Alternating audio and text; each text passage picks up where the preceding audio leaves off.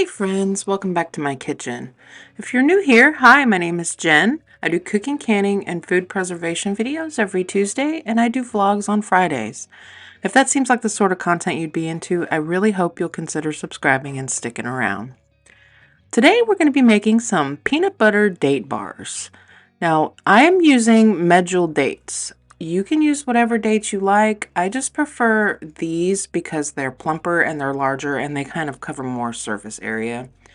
Some of the other dates, when you order them, sometimes they can be a little dried out, and I did not find these to be dry at all. So you're going to want to start off with however many medjool dates it takes to cover the size of the pan that you're making these bars in. If you were just making a small amount of them, you'll only need a handful.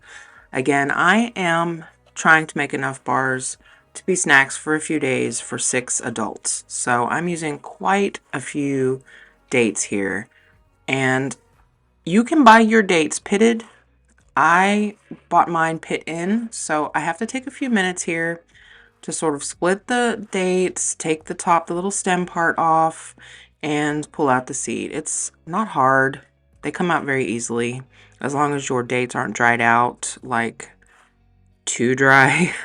But yeah, just go through, pick out the pits if you have pits. If you bought pitted ones, then you can just skip this step. Not a big deal. So once you get all of the seeds out of your dates, you're going to want to lay them in a baking sheet, or like a glass casserole dish. And I went ahead and I lined mine with paper just to make it easier to get them out. You're going to want to put them sticky side down and give them a really good press. And the end goal here is to kind of tear up the dates and fill in any blank spaces or holes there might be between each date so that your peanut butter doesn't just flow through to the bottom. And you'll see here, I did have to, pit a few more just for filling in the blank spaces here. But it doesn't have to be perfect because we're going to press them down when we're done. Alternatively, you could lay your piece of parchment down and lay another piece of parchment on top of it and use a rolling pin to smash your dates flat, get them all even and level. But for me, that was just too much. I'm a little scatterbrained today.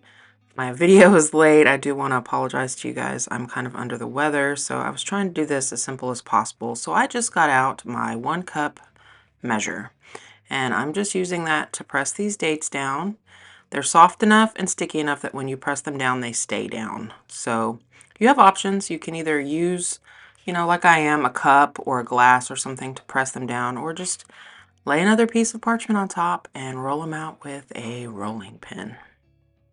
Now for this next step, I'm going to be using crunchy peanut butter. Alternatively, you could use smooth peanut butter and then just add salted peanut pieces. This was just easier for me.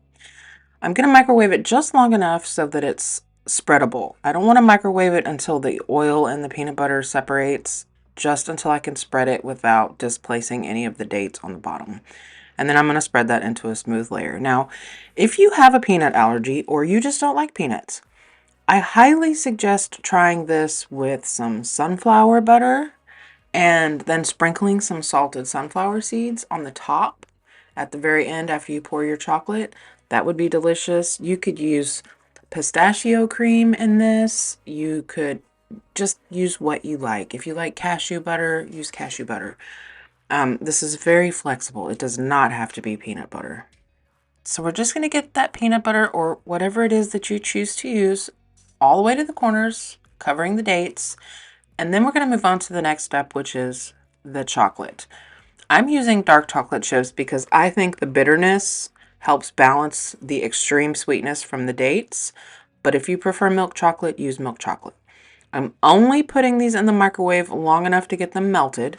It only took about 1 minute and I stirred about every 15 seconds, and then the residual heat from the bowl, the glass bowl, helped me melt down the rest of the chocolate. And then I'm going to pour this over just like I did the peanut butter and smooth it to all the corners. Now, if you would like a softer chocolate bark on this, you can add a little bit of coconut oil or a little bit of vegetable shortening to your chocolate while you're melting it, and that will make a very glossy, softer finish to your chocolate shell.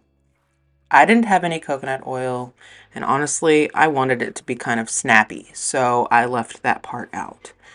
Do what makes you happy. If you want your chocolate to be shiny and a little bit softer, then go for that. But for me, I wanted a nice, thick chocolate bark on the top. So once you get your chocolate all evenly distributed, I am going to add some really good flaky sea salt. If you're using sunflower butter in this instead of peanut butter, this is where the salted sunflower seeds would come in instead of this. I think that, with the sweetness from the dates, the savoriness from the peanut butter, bitterness from the dark chocolate, this just do not leave out the salt. It really does add that extra something to it, and it helps balance all of the flavors and makes it yummy. So I'm going to put this in the refrigerator for at least 20 minutes. You want it in there long enough for the chocolate to set up. Spoiler alert, since I wasn't feeling very well today, this was in the refrigerator for a whole lot longer than 20 minutes, but that's okay. It still came out of the pan just fine. It was stuck a little bit on the back where my paper slid down, but I just gave it a poke with a knife and it popped right loose. So I'm going to go ahead and use the parchment paper to pull this out and just peel the parchment paper right off the back of this. In hindsight, I wish I had left the parchment paper on for cutting because those dates are super sticky, but I wanted it to look good in the thumbnail, so I just went ahead and pulled the paper off. If you're doing this at home, I suggest leaving it on the paper. You can cut these into whatever shapes you like. Now, these are not going to be hard like a Snickers bar. That peanut butter in the center is still soft. So I suggest just, cutting it into kind of random shapes. This is going to mimic the flavor of a Snickers bar, but it is not super hard like a Snickers bar would be in the middle. They are messy, and I actually had my windows open and it was warm enough in my house to make the chocolate start melting. So you definitely want to keep these in the refrigerator. But that's all I have for you this week, friends. Thank you for bearing with me in my late upload and not feeling so great. I hope everybody else out there is feeling wonderful. And until next time, friends, happy cooking.